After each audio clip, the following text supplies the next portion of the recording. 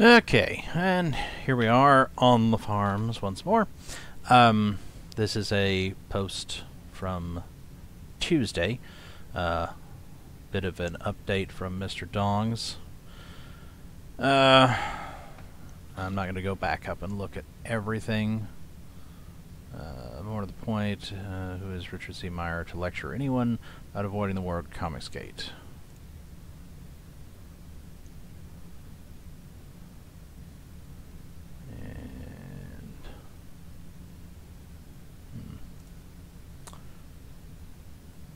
Since we're on the subject of Meyer, he announced the other day in a now erased community page post that he is going to be launching a new Jawbreaker spinoff, the asininely named Knife Hand Blind Spot, with a yet-to-be-named artist. Attached is some preview art of the eponymous Knife Hand, shooting a lime green laser from his hand behind an abstract pile of pistachio, salmon, lavender, and beige. Is it supposed to be a building? A whack-ass ATST? I still have no idea. Yeah, well, yeah. Why was the post taken down? Well, a lot of people do that. I don't understand why people do that, but a lot of people fucking do that shit. Why was the post taken down? It appears that this fifth campaign, while Jawbreaker's Grand Bazaar, Expendables Go to Hell, and Impossible Stars remain extremely late, along with Rock and Roll Ninja still unfulfilled, was a step too far, stretching beyond even the most devoted upholders of the ComicsGate faith. Michael Bancroft says, I'm sorry to say it because he's the reason why I'm #ComicsGate in the first place, but I'm done backing Ya Boi Zack. Another campaign? We're still waiting for how many? One of them is over a year late. This is not #fans first. Michael Bancroft, creator of The Lucent and probably the most active promoter of small campaigns in ComicsGate, has been trying to spread the hashtag ComicsGate fulfills around Twitter. This finds himself in inevitable loggerheads with his non-fulfilling former inspiration. He says up front he's done backing his former inspiration. Customers being asked to support a fifth project while 3 are overdue doesn't sound like the customer-first mantra that Simple Zack droned on about what the mainstream needed to do in innumerable park benches and Walmart parking lots. Bancroft elaborates in a follow-up reply, and in case anybody doesn't remember, it's like the people on the farms have definitely kept track of the fact that Zack has kind of gone off the rails as of late. Apparently, he's I don't pay that much attention to him myself, but he has apparently started saying a bunch of weird shit, like kind of taking up for the same SJW fuckwads that were pissing all over him years back, and now he's like trying to speak out in support of them, and it's like, my God, man, it's like, what is up with that 180 that you pulled there, dude? I personally can't financially support behavior that has negative flow-on effects to other creators. Not to mention, I think it's disrespectful to the incredibly patient fans who already have so much of their money tied up in pending campaigns from one creator. And as I've mentioned, I don't believe I ever backed a single one of his campaigns, and I'm now quite happy that at one point I thought, oh, maybe I'll regret that. Maybe I'll regret not getting in on that. But at this point, I'm pretty sure that I made the right choice. Not by, by just steering clear of him. This makes sense from Bancroft's perspective. When trying to promote untested, unproven small indie creators, that audience having hundreds and hundreds of dollars sunken into Meyer's various mismanaged, unfulfilled campaigns is counterintuitive, to say the least. Or, put another way, Bancroft will not financially support Meyer because Meyer is a net negative contribution towards the mission of indie comic crowdfunding. Within the hour of Sensei Bancroft giving the green light, student Leroy launches this stream. What the fuck, Zack? I did not watch this. I'm not going to try to play it now, but maybe I'll try to watch it later and see if there's anything juicy in it. Oh, we may not have to worry about that, though. It looks like this might be the whole fucking thing. Okay. Thank you, Mr. Dongs. Leroy opens with his regulars of the chat, so named as they were selected from some of the regular participants of various ComicsGate YouTube chats. As true ComicsGate faithful, they cannot believe this day has come for them to stage an intervention like Nasser and his Smillerventions. With CG Jesus, Ya Boi Zack, the solemn assembled Leroy, the showrunner and leader of the team, Amanda B. Amanda B. Seems like that's somebody from Comedy Central, or no, that's Samantha B. Okay, that's like I don't know. The circumspect one of the team, Amanda, was also the author of the scathing 499 review here. Oh, we may have to check that out at some point. Where does that go to? Oh, it goes to another Kiwi post. Okay. Thanks for pointing that out, Rupin. Danger Vanessa, reborn as Furious V, or Furious 5, I don't know. Sounds like a Fast and Furious movie, doesn't it? She is the one the rest of the panel turns to when they need someone to get loud and aggressive. Half sketch, half Karen, Vanessa is the muscle of the team. Wow. Sounds like Jesse Masto, doesn't it? Lord Crackhead, previously Crackhead Jeremy, okay, back before the Snyder fallout with Cucks and Consolers, reads and interacts with the chat more than the other guys. This is a tough moment for these nascent ComicsGate YouTube activists. Tough, but as Crackhead says, necessary if Leroy is going to truly play his role as voice of the fans. After the obligatory listing of all the names in the chat and shouting them out, of course, Leroy presents today's topic of discussion. Zack is launching another book.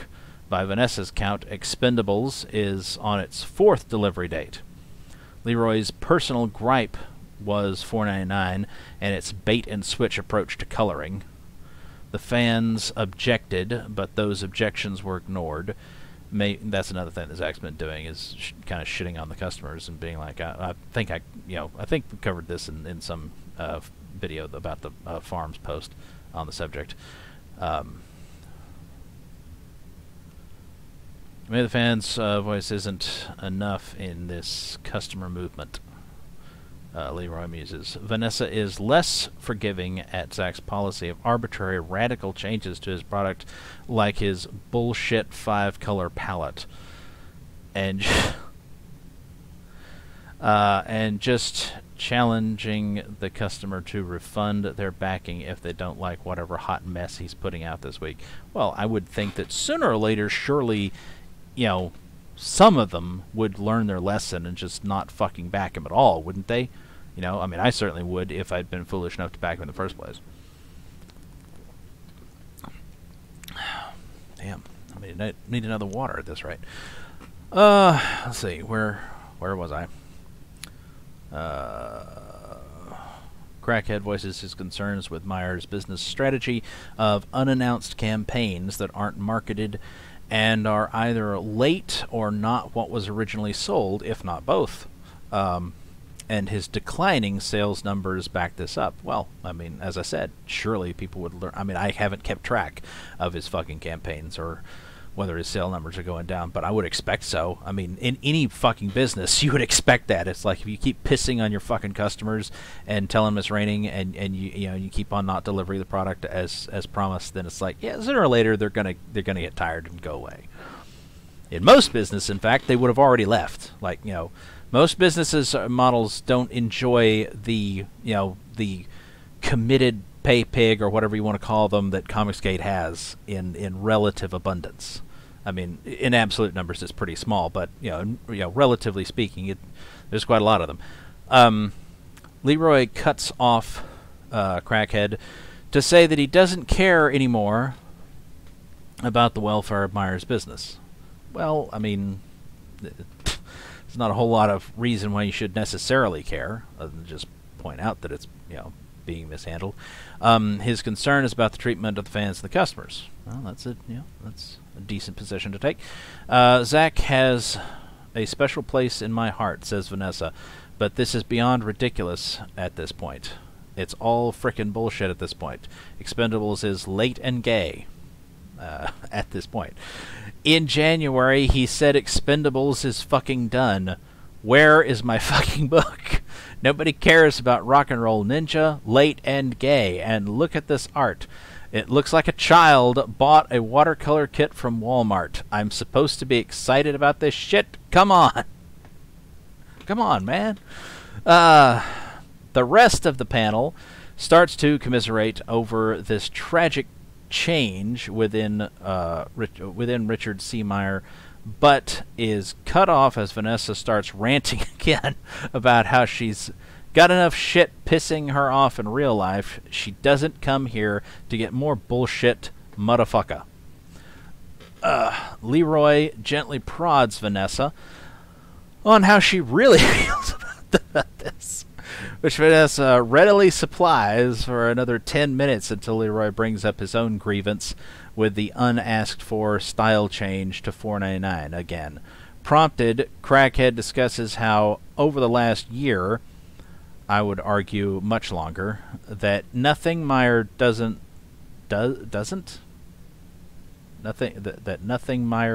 look or sound or do anything reminiscent of a ComicsGater. Oh, that's a... Okay.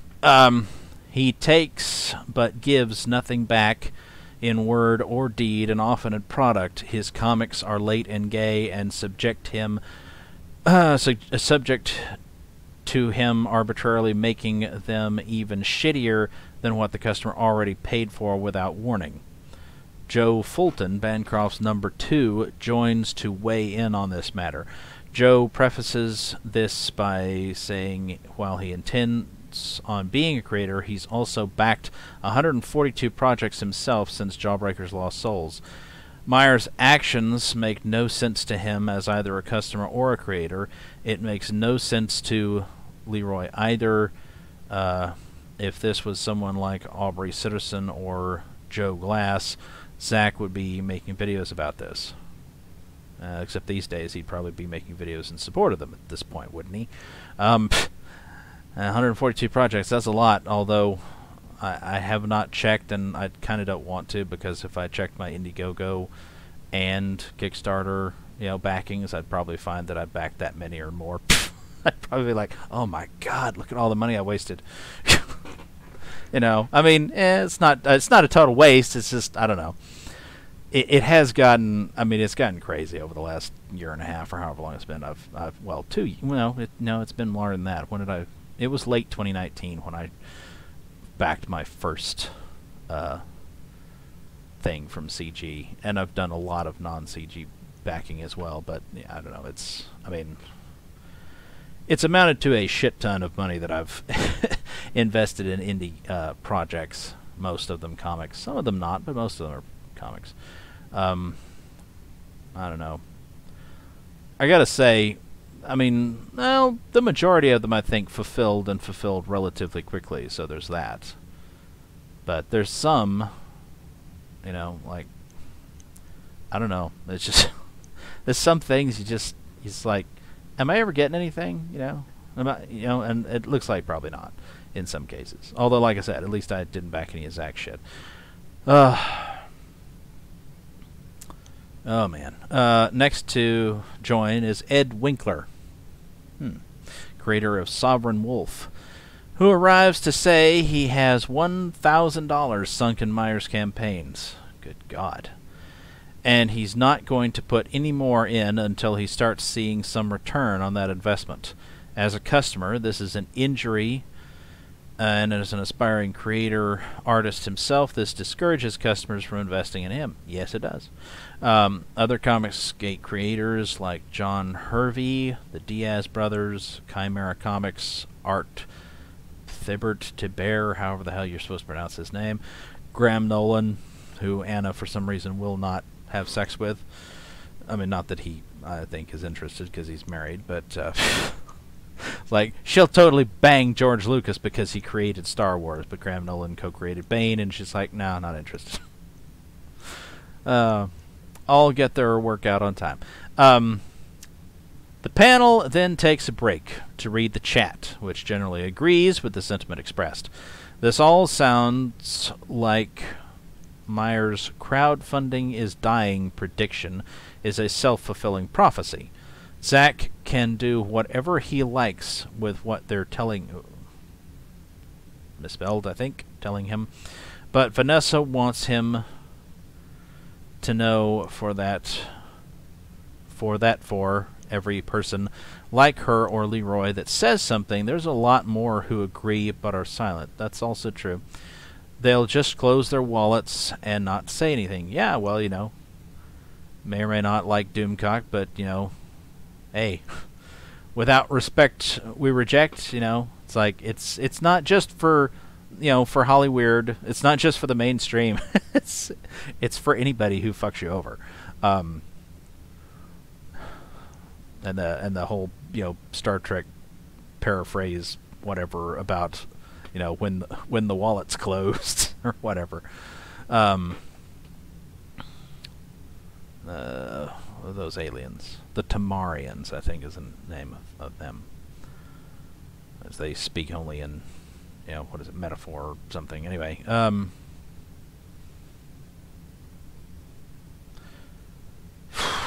oh God. Just look at Mitch Breitweiser and the Saints. I have not, and I'm not sure that there's any point to. Fuck Breitweiser. Fuck his, you know, whatever project he's doing now.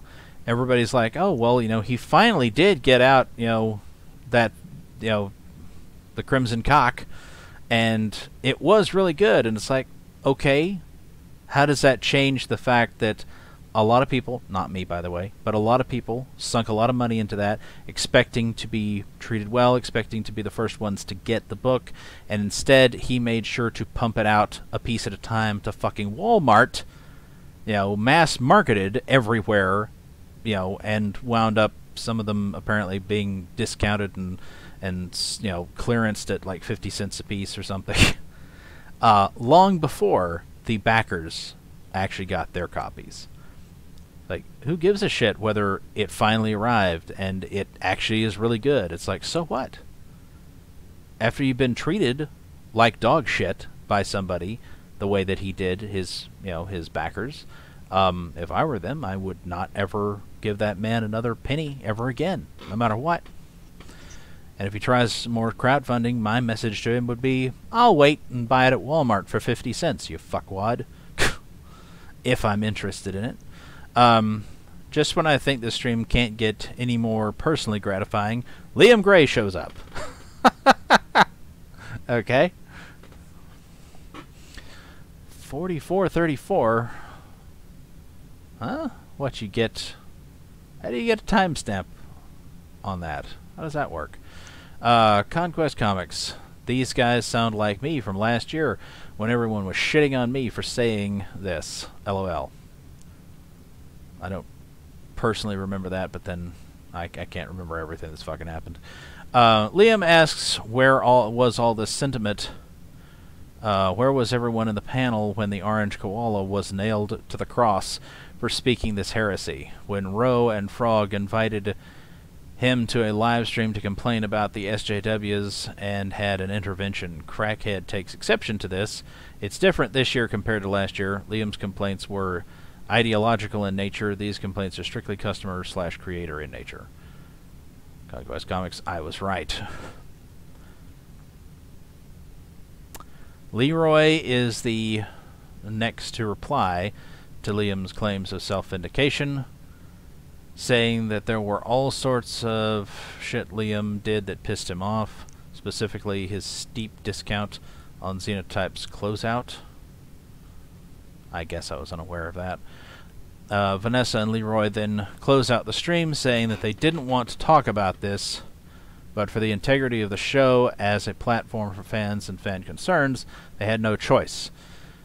And if they can't talk about this stuff in ComicsGate, what are people doing? This was then followed by this video by Richard C. Meyer.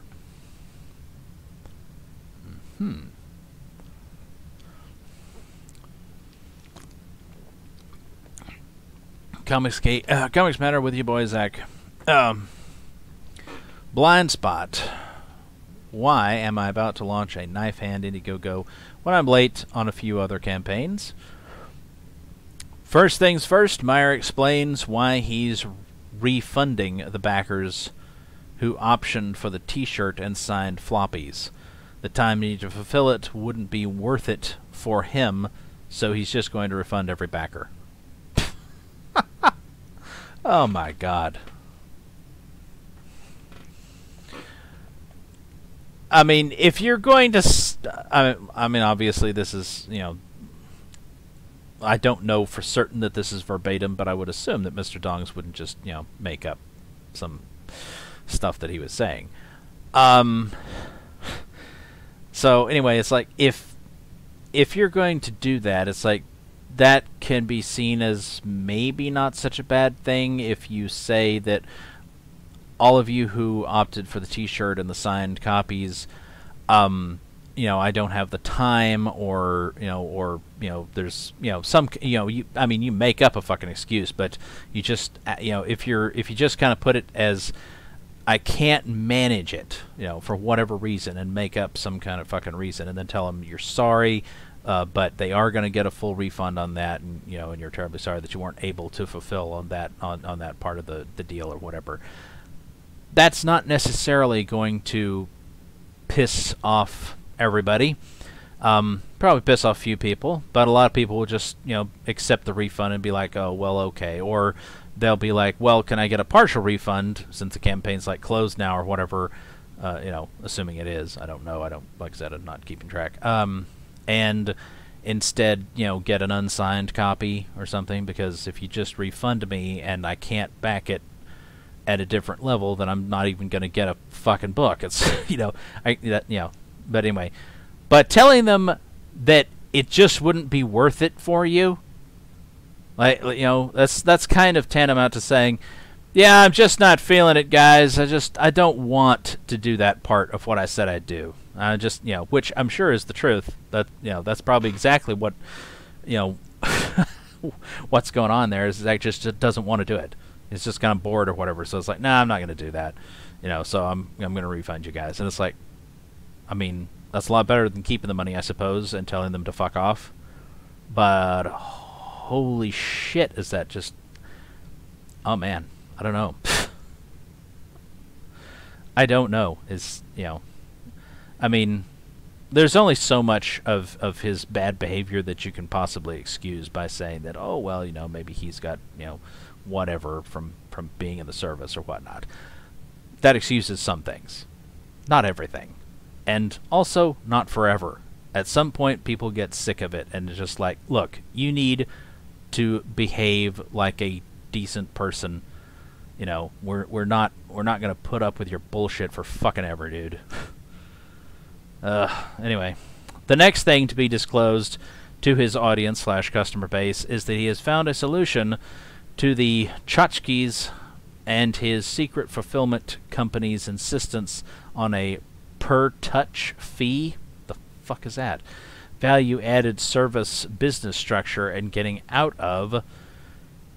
He will have all the tchotchkes mailed to his spare room. Like, specifically mailed to his spare room. What the fuck? And will then personally put an order's worth of fold-in posters. I hate folded posters. I absolutely hate them. To me, if you're going to fold a poster, then there's no point in having it. I know that, like, way back in the day, that was apparently a thing where it's like, oh yeah, all the posters came folded or some shit, and, you know, and people got used to having these horrible creases in their posters that they put up on their walls, and it's like, no. It's like, that may have been how it was back in, you know, the day, somebody's day, not mine. But all the posters I fucking ever bought in my life, which admittedly was very few, but all the ones that I bought prior to, you know, recently, I bought them you know, wherever, Walmart maybe or something, but they were fucking rolled. There were no fucking creases in the sons of bitches. You know, it's man. Badges, bookmarks, dog tags, and whatever into a Mylar bag. Mail it back to the fulfillment company, and then the fulfillment company will charge a single fee for putting the Mylar bag into the cardboard Gemini mailer, slashing his expenses by 4/5 with this one move. What the fuck? Why the hell doesn't he just do his own fucking fulfillment? God. Of course, it took a year of Jawbreakers being past its due date for Simple Zack to arrive at this solution, which he says he'll get around to doing whenever. They've been sitting around at his place for at least 3 months. Shit. No rush. Next is the subject of the headline. Why is Richard putting out another crowdfund when he already has 3 that are far past overdue? He understands why the viewer may be upset. Well, good. But you need to understand that his contribution towards these projects, including writing the script, is about a day tops. A bit of news that should please nobody except Shane Davis. Cat Pappy vindicated. Comic book writers BTFO. Also, the artist is already halfway done, and that this in no way affects the fulfillment of his overdue projects. Absent is any consideration of the customer's perspective and why they would want to back a 4th project when they're waiting on 3 other projects by the same person. At the end of the day, Zack explains, it's simply against Zack's self-interest to wait until his outstanding obligations are met before collecting money for ventures he's already investing money in. And since Zack's self-interests are the only ones that matter, the complaints being leveled by these people, asterisks, are simply irrational. Unlike Heidi MacDonald, who simply masks the name against searches, Zack bravely pretends ComicsGate simply doesn't exist.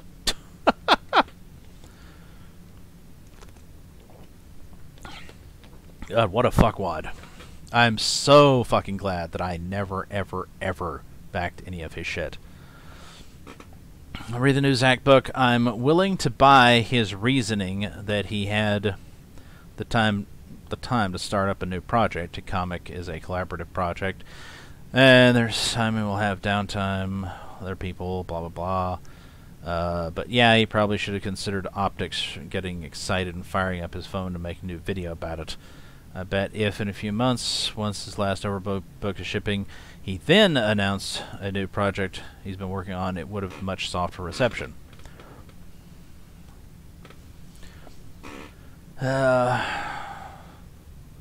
Do collected. I don't know what the hell that's in reference to. How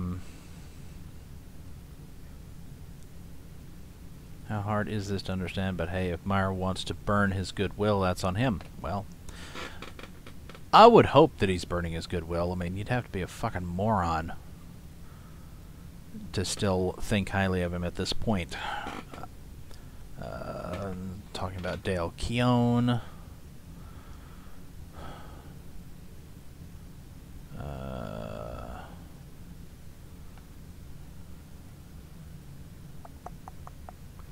Zack is a scammer, collecting money and not delivering the promised products, and then announcing new campaigns to get more money is a scam.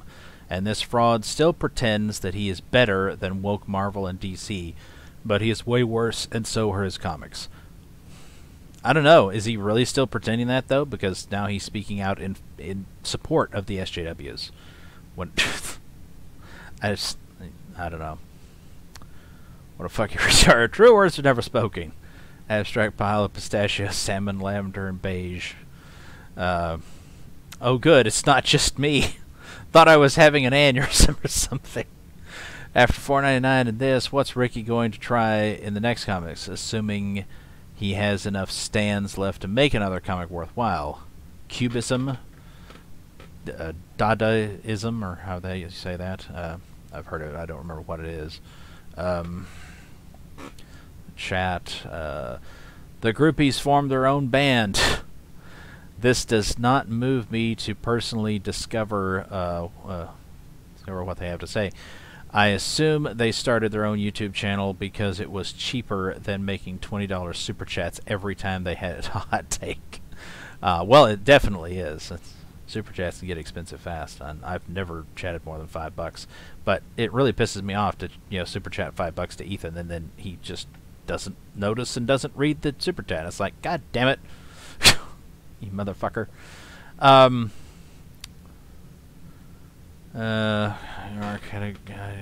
Whatever.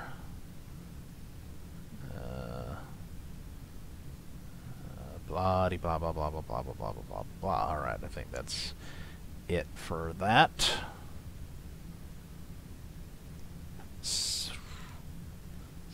Couple of posts here.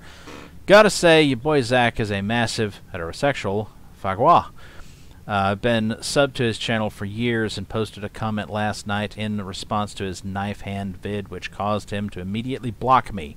The offending comment: customer opinions don't matter with Ya Boi Kelly Zack DeConnick. If you don't like long delays, don't buy my books. Problem solved. I mean, that's a pretty mild roast, right? I guess I struck a nerve. Jesus. This guy used to take the piss out of Nurkish for being too sensitive. I never knew Nurkish, so I don't know anything about that. But I would say that, yeah, that seems to be accurate about the sort of opinion that Zach seems to have of the situation. Don't buy my books, problem solved. Well, hopefully fewer and fewer people will buy his books, and the problem will be solved. He'll go on to do something else and stop screwing people out of money. Still trying to get my brain around Catholic boy Doug Ernst. Not overly familiar with him. Embracing the anime titty fest that is, well, all of Tim Lim's books. Weird. Why wouldn't a Catholic enjoy an anime-inspired comic with a hot heroine? Good question. I don't understand. I mean, not that I'm super familiar with everything about Catholics and their hang-ups or whatnot. Although I've stated before, it's like there's plenty of nice, people who are Catholic, but, from my perspective, the Catholics are, they engage in quite a number of heresies. There's quite a number of things that they do as a part of their tradition or whatever, which quite simply are not how you're supposed to behave as a Christian. You're not supposed to make repetitive prayers, and that's precisely what they fucking do. You're not supposed to pray to, to the Virgin Mary, and that's exactly what anyway. So there's lots of shit like that. Yeah, I did actually, interestingly enough, I did actually, I prayed for an answer about something one time. I don't remember where it was that I read something, but people suggesting praying to angels, like Michael or Gabriel or whatever, and I believe I prayed to the Lord, and I asked him for some guidance on that, whether it was wrong to pray to the angels, and the response was more or less, nothing wrong with it, but they're not listening. So it's not going to do you any good. Anyway. Stated that Knife Hand story is a silent issue. No dialogue? That's why it took him a day to write? Are you fucking kidding me? There's no dialogue in the fucking thing? Holy shit. Silent issues should take more writing to get the point across, unless it's a writer-artist doing the work. Doing a story without dialogue or captions that makes sense takes extra care and attention to detail on lifting for him. I'm guessing that means it's going to really suck. The art looks okay. I'm not sure I'd agree with that, but whatever. I mean, as I said, I don't know art. I can only say what I like and what I don't like. I don't care for that we're saying right there. It's a little concerning that there are no backgrounds. In the panel shown, though, a silent book is an artist showcase, and a reader needs extra detail and storytelling to make up for the lack of exposition and dialogue, or the experience feels very thin. True. John Byrne-style backgrounds aren't going to cut it. Hey, Frog. This is a Jawbreakers book. Are you publishing it? Is this the finished art without backgrounds? Why isn't this a backup story? There's that fucking term again. What the fuck is a backup story? I swear to God, it's one of those weird-ass things. It's like, it must have been there. People must have been using it this whole time that I've been involved with CG in any way, and I just didn't notice.